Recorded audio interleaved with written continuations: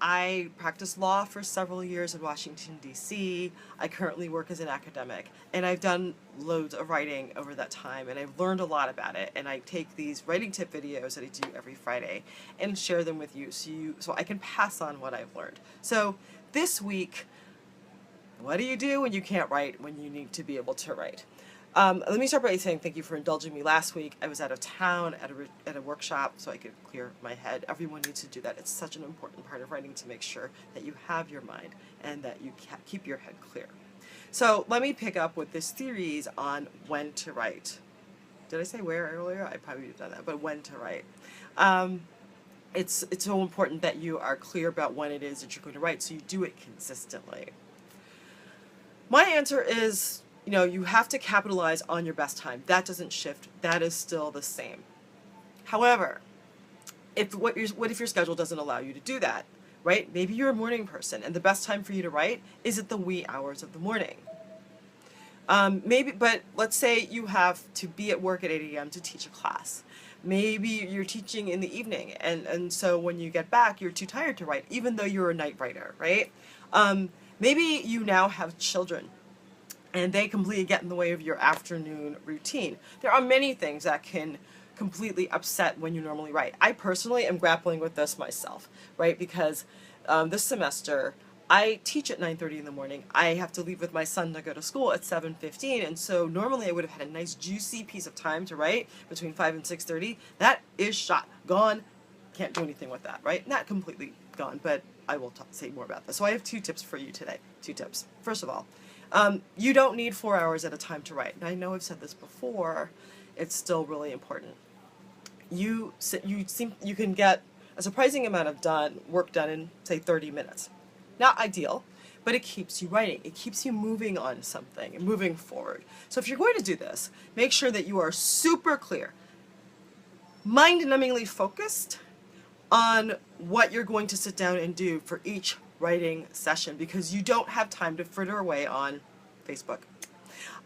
So it's really important when you're writing for really short bursts of time, even 15 minutes at a time, that you are very clear what you're going to do during that time. The other possibility is to simply readjust yourself. Readjust your schedule. What do I mean by this? You might actually need to figure out how to become a night writer or a morning writer. It means readjusting your fundamental routine. So, sorry, my problem with the fall is that I have allergies to the mold that's in the air, and I've been very sneezy lately, so here I am. This means, like for example, when you have a young one, right? And when you have these really little infants, and they don't know the difference between standard time and daylight savings time, but you have to get them shifted to the new time zone. And the way you do it is you move them back or forward by 15 minutes at a time. You can't do it at an hour at a time. They don't respond, but you do it 15 minutes at a time. And so what might work for you is to actually adjust yourself 15 minutes at a time. If you are a morning writer and you need to shift to the night, you may actually need to, if you like to be in bed, if you're aiming for bed at midnight, you might need to write for 15 minutes at 10 p.m. Only 15 minutes, because you're probably going to be too tired and you kind of have to get something going. 15 minutes, super focused, super clear on what you're doing. The following day, see if you can do that for a few days, then see if you can pull off 30 minutes, and your sleep schedule will be adjusted accordingly. So that's what I mean. If you're really focused, you'll be able to readjust very, very, very well. You can shift your writing demands by writing for less time as long as you are very clear about what you're doing every time you sit down and write.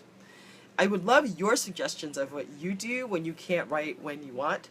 I think this is a challenge that bedevils all of us, no matter the kind of writing that we do. So thank you for joining me. If you need help figuring out how to set up your schedule and readjusting to all sorts of things, hey, send me a direct message. I'll get back to you, and we can set up a time to do a complimentary planning session. And you can, if you have questions, you can always leave them below after I upload this on Facebook. If you liked this video, go ahead and like my page. And if you want to hear more from me, if you scroll down on the right side to where it says email, that's the link to my academic newsletter. Go ahead and click on that. I will also put links to that below, as well as my legal newsletter. And I just want to tell you a couple of programs I do for extra support for academics.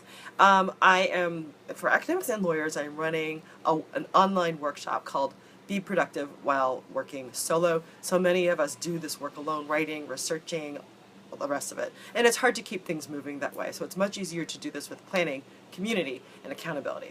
This is on my events page. Click on events. You can find the link to register there. Do you want another way to raise money for academic conferences? They are so important to moving our careers forward.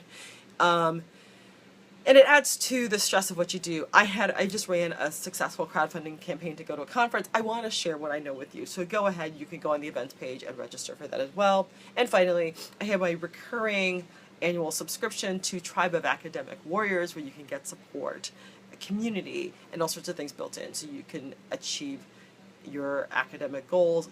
And I have the same thing for lawyers. So I will go ahead and be swift, be sharp, and so long. I'll see you next week. Have a great weekend.